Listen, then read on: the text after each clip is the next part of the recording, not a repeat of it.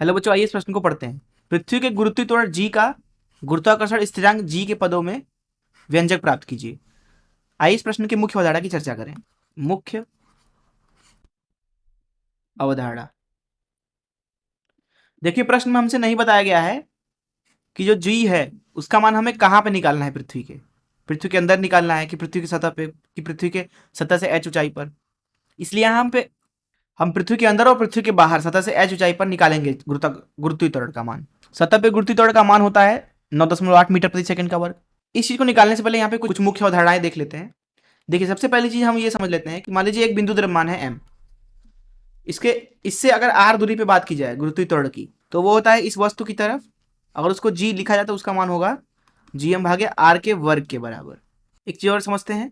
मान लीजिए हमारे पास में एक ठोस गोला है कुछ इस तरीके से। ये एक ठोस गोला है, पृथ्वी को भी ठोस गोले जैसा ही माना जाता है। इसका द्रव्यमान m मान लेते हैं, त्रिज्या r मान लेते हैं। तो इसके केंद्र से r दूरी पर बाहर की तरफ, अगर ये जो बिंदु है ये बाहर है इस ठोस गोले से, तो उसके लिए ये गोला जो है वो बिंदु द्रव्यमान की तरफ व्यवहार करता है। एक ऐसा बिंदु द्रव्यमान जो कि यहाँ m के ही बराबर होगा, लेकिन गोले के केंद्र पे रखा होगा कुछ इस तरीके से। तो यहाँ पे क्योंकि हमें पता है कि गुरुत्वीय त्वरण हो जाएगा g बराबर, मान लेते हैं कि केंद्र से दूरी इस बिंदु की r है, तो यहाँ पे भी r हो जाएगी। तो g का मान लिखेंगे gm भागे r के वर्ग के बराबर। इसलिए हम ये बोल सकते हैं कि ठोस गोले से उसके केंद्र से r दूरी पर गोले से बाहर एक बिंदु पर गुरुत्वीय त्वरण का मान लिख सकते हैं gm भागे r के वर्ग के बराबर। r का मान जब आप त्रिज्या के बराबर डालेंगे तो सतह पे आपको गुरुत्वीय त्वरण पता चल जाएगा। सतह पे गुरुत्वीय त्वरण होगा gm भागे r का वर्ग। ये हो गया सतह पे गुरुत्वीय त्वरण, और हो गया उसके केंद्र से r दूरी पर गुरुत्वीय त्वरण।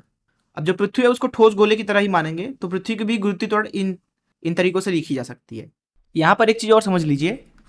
मान लीजिए कि एक खोखला गोला है कुछ इस तरीके से, जिसके आवरण पर कुछ आवेश फैला हुआ है कुछ इस तरीके से। मान लेते हैं कि Q आवेश फैला हुआ है, तो इसके अंदर जो विद्युत क्षेत्र होता है वो शून्य होता है। बिल्कुल इसी की तरह अगर एक गोला है कुछ इस तरीके से, जिसकी कुछ मोटाई भी हो सकती है, उसमें कोई दिक्कत नहीं है, लेकिन उसके अंदर जो गुरुत्वीय त्वरण होगा वो शून्य होगा इस पूरे गोले की वजह से। तो इस मुख्य अवधारणा का इस्तेमाल करके चलिए प्रश्न को हल करते हैं। यहां पर हम, जैसा कि मैंने आपसे बताया, 3 स्थितियां लेंगे। पहली स्थिति सतह पर, तो ये मान लेते हैं पृथ्वी है, इसका द्रव्यमान मान लेते हैं m ही है, त्रिज्या r e है। तो उसके सतह पे अगर गुरुत्वीय त्वरण देखा जाए तो हर एक जगह पे समान होगा, क्योंकि गोला पूरी तरह से सममित है, ऐसा हम मान लेते हैं। किसी भी जगह पे अगर बात करें तो वो केंद्र की तरफ होगा गुरुत्वीय त्वरण। अगर उसका मान g से हम दर्शाते हैं यहाँ पे सतह पे, तो उसका मान लिखा जाएगा gm भागे r के वर्ग के बराबर। दूसरी स्थिति हम लेते हैं पृथ्वी से बाहर, तो ये हमारी पृथ्वी है कुछ इस तरीके से, ये उसका केंद्र है। द्रव्यमान माना है हमने m, त्रिज्या r।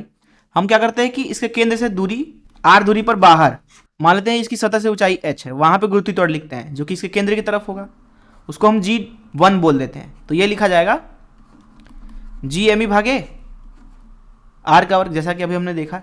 इसको लिख सकते हैं gm भागे r को लिख सकते हैं पृथ्वी की त्रिज्या धन h, इसका वर्ग।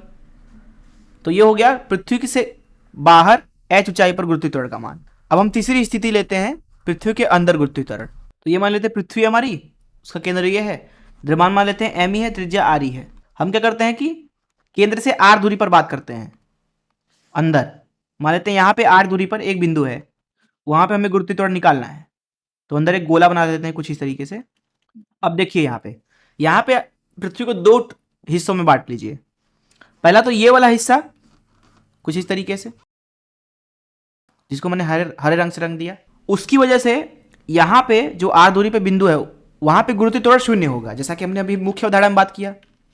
बिल्कुल यही वाली स्थिति बनेगी क्योंकि बिंदु यहाँ पे है।